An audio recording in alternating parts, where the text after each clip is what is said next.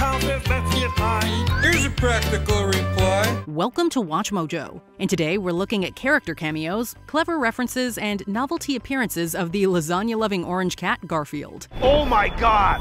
It's the guy who tried to kill Jim Davis! I'm Garfield. This will not include any movies where Garfield is the focus or part of an official ensemble. Number 10. A handsome window cling, DC League of Super Pets. While DC's extended universe floundered, Warner Animation Group introduced audiences to a comedic new angle for DC's dynamic heroes. Batman works alone, except for Robin and Alfred, Commissioner Gordon. Here, they played second fiddle to a cast of superpowered pets led by Superman's loyal Labrador Crypto. Your choice, her or me. What's gotten into you? Bad dog. One of the pup's allies is Merton McSnurtle, a semi-aquatic turtle who becomes super speedy after coming into contact with orange kryptonite. Remember me when I'm gone, Fabrizio. Unfortunately, the hero's newfound powers didn't help her poor eyesight.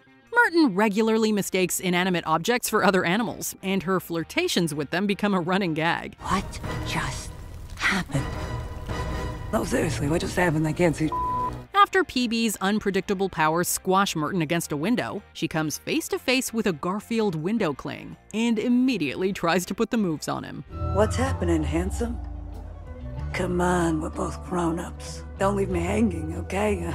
Number 9. Fry's Garfield Syndrome, Futurama. Careful, Leela. He knows less about human anatomy than I do. And I can't even find my own uterus. After spending 6 seasons with the Planet Express crew, fans of Futurama likely weren't surprised to learn that Zoidberg lacked the knowledge and skill required to do his job. What was surprising was just how spectacularly he got it wrong. When Fry comes to the ship's doctor for help getting cactus pins out of his hand, Zoidberg accidentally gives the out-of-time human a progressive cartoon-based disease. Each new cure changes Fry's shape to a new popular character, one of which is Garfield. My body rejected your liver, and now I've got Garfield syndrome. Oh, I hate Mondays. Given the state of the rest of the crew, he seems to have gotten off easy.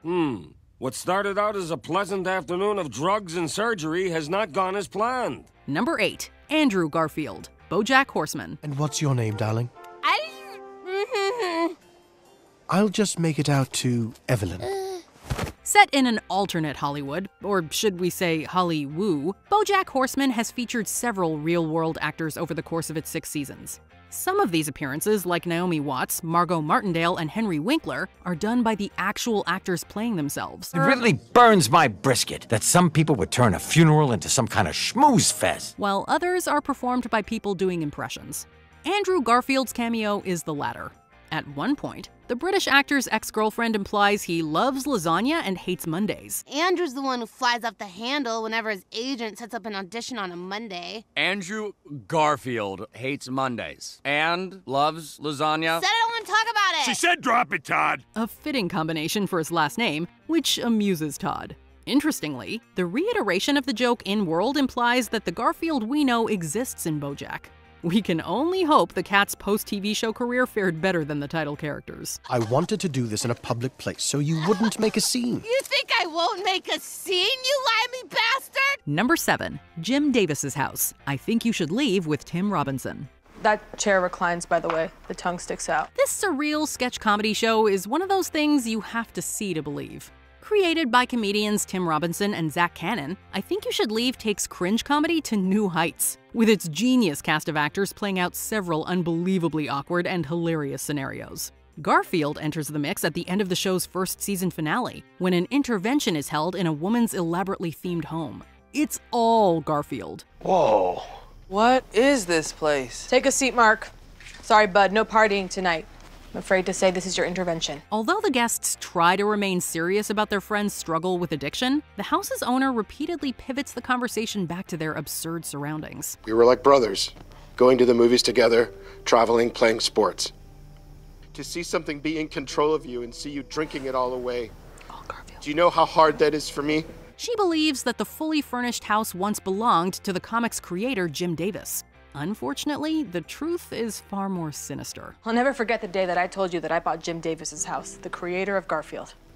He just sat there, stared at me. Like, I didn't just tell you that I bought Jim Davis's house, fully furnished. Number 6. Mandy's kitty costume, Last Man Standing. Finding the perfect Halloween costume as a teenager is a delicate balance. The ideal choice rides the line between being fashion-forward and family-approved.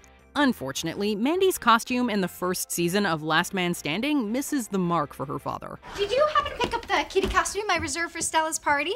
Oh, yeah, the fur-lined bikini with the cat ears? Yep, that's the one. Instead of picking up his daughter's desired kitty costume, Mike opts to rent her a giant Garfield suit. What is that? This is Garfield, America's favorite cat. It's hilarious and really well made, but not at all what Mandy expected to be partying in. Oh, off to Stella's party, dressed as some ridiculous overweight cat. Before the night is over, she ends up editing the suit into an outfit she feels more comfortable in, crafting what might be the world's skimpiest Garfield costume. Where's the Garfield costume? Dad, this is Garfield. Look, look, look. This is his tail, and these are his ears. Number 5. A fantasy phone call, Yellowjackets. Focused on a group of teens who spent months stranded in the wilderness, Yellowjackets doesn't exactly seem like the kind of show to have a whimsical reference to America's favorite fat cat. And yet it does. As adults, the Yellowjackets are understandably wary of their former teammate Lottie's cult-like camp, and skeptical that any of her new treatments could have a positive impact on their lives. Nonetheless, they eventually relent to each trying out a different method. Misty ends up with guidance. Submerged in a tank of water, she experiences a charming musical fantasy. Sit right down, shake off your blues, I'll set the mood for ya. Lights out. Now sit right down. Which ends with an imagined call between her and her admirer Walter. Misty, I just want to say... If you pay close attention, you'll see that Walter's phone during the sequence is a novelty Garfield phone. Number 4. Late Night Pep Talks, Chungking Express. After a bad breakup, an unnamed cop begins talking to the objects in his home, comforting them about being lonely. 佢走之後，屋企好多嘢都好傷心。每晚我都要安慰佢哋，我先至可以瞓覺。 Of course, he's actually comforting himself with these monologues, which he directs at everything from a bar of soap to a threadbare towel. It's not until he meets the eccentric Faye and gets to know her that he truly begins to heal. He notices his positive change in demeanor, and it translates into his late-night pep talks with the objects in his home, which now includes a large Garfield stuffed animal. 覺唔覺得開朗咗？我忽然之間覺得啲嘢順眼咗好多。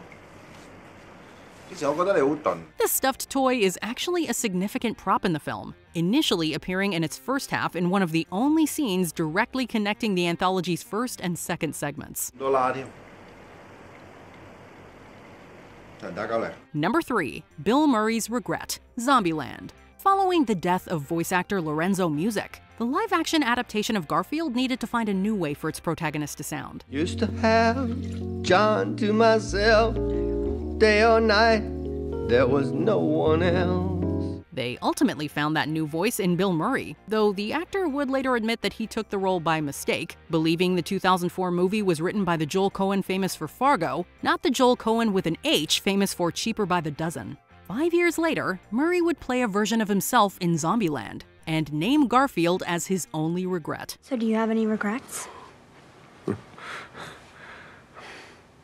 Garfield, maybe? This hilariously meta gag took on new meaning in Double Tap when the mid-credits scene revealed that the Zombieland world was set to have even more Murray Garfield films than our real world. The idea of a trilogy was something, as an artist, you think the great ones, Godfather and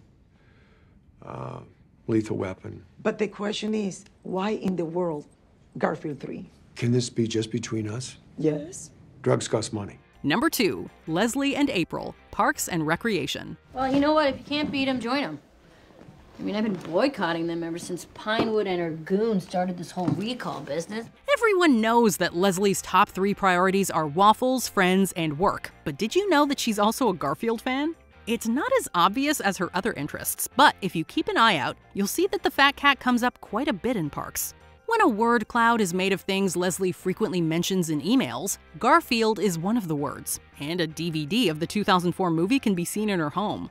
Ironically, April references the comic by calling herself Odie, Garfield's positive dog pal who seems more akin to her upbeat boss. Well, hello, it's me, City Councilwoman Leslie Knope. And me, Odie the dog, Garfield's enemy. Of course, the true Garfield fan may actually be co-creator Michael Schur, as his other show, Brooklyn Nine-Nine, also includes a few referential lines. I mean, who needs relativity when we could have had Einstein's take on lasagna-eating cats? I said I'd cancel. Did he hate Mondays? We'll never know. Okay, I'm going. Before we unveil our top pick, here are some honorable mentions.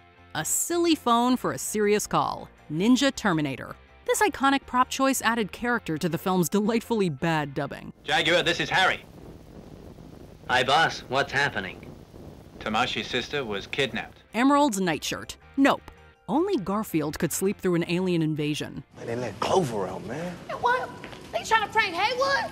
It's on! Hey, you stole their horse. Puss in Boots hates Mondays. Shrek 2. Puss in Boots and Garfield have more in common than the color of their fur. I hate Mondays. Jane expresses her lasagna love. Smiley face. One of many reasons to frame a picture of Garfield in your home. When I get home, I'm gonna frame a bunch of stuff I love. Like lasagna. I love lasagna. It's so good. And cheesy. You know who else loves lasagna? Garfield. Ralph's Mistake. Once Upon a Studio. A surprising reference to one of the few characters Disney doesn't own. Right this way! Oh, Ralph, you okay? Never better, Garfield. Before we continue, be sure to subscribe to our channel and ring the bell to get notified about our latest videos. You have the option to be notified for occasional videos or all of them. If you're on your phone, make sure you go into your settings and switch on notifications. Number 1. Grandma Huang and the Big Balloon. Fresh off the boat. 我希望 Garfield 是真的，跟他一起生活应该很精彩的。 If there was a prize for the world's biggest Garfield fan, Grandma Huang would be a top contender. 礼拜一，对不对？ The fresh off the boat matriarch even stole books compiling Jim Davis's comics from her local library. Oh, I see some whiskers.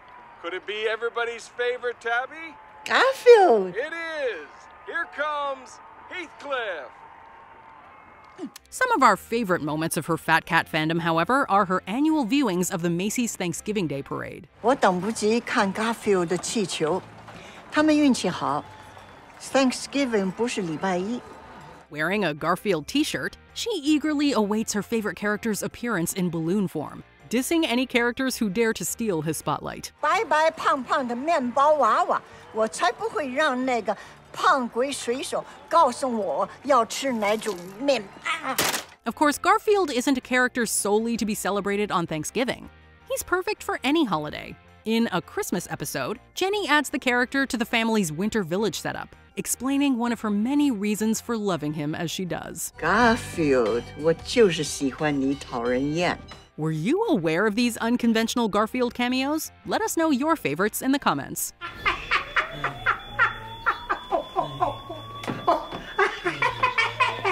Garfield! Did you enjoy this video?